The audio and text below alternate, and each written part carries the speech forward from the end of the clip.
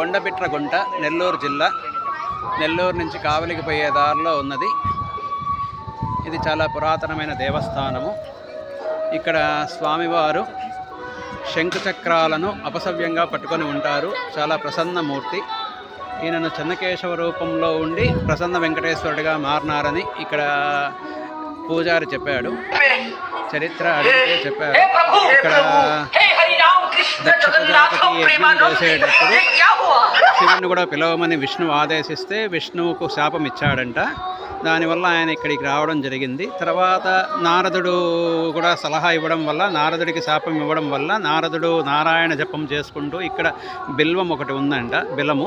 ఆ బిలంలో తపస్సు చేసుకుంటూ ఉన్నప్పుడు స్వామివారు గజేంద్ర మోక్షము తర్వాత అప్పుడు ఆయన శంఖచక్రాలను అపసవ్యంగా పట్టుకొని వచ్చినాడు కాబట్టి గజేంద్ర మోక్షం అప్పుడు అదే రూపంలో ఇక్కడ స్వామి ఆయనకు శాప విమోచనం కలిగించినందువల్ల ఇక్కడ ఆ రూపంలో ఆయన నిలబడ్డాడని ఈ ఆలయ చరిత్రలో స్వామి పూజారి చెప్పారు.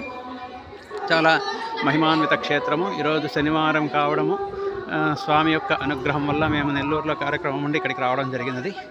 చాలా ప్రశాంతమైన వాతావరణంలో స్వామి దర్శనం జరిగింది. అవకాశం ఉన్న వాళ్ళందరూ కూడా ఈ ఆలయాన్ని దర్శించి స్వామి యొక్క అనుగ్రహాన్ని పొందవచ్చు. ఈ ఆలయంలో క్షేత్రపాలకుడు సంతాన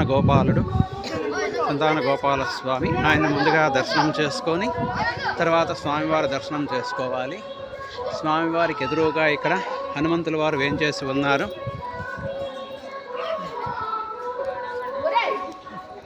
ఇది కూడా స్వామివారి ఆలయ ధ్వజస్తంభము.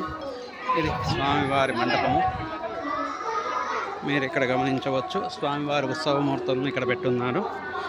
మీకు చూపిస్తాను.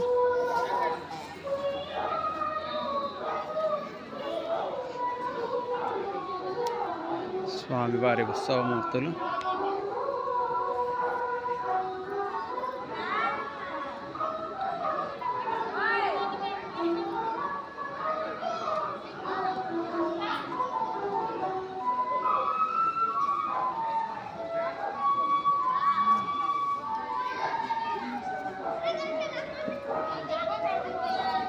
ఇక్కడ చాలా బాగా రాశారు క్యాప్షన్.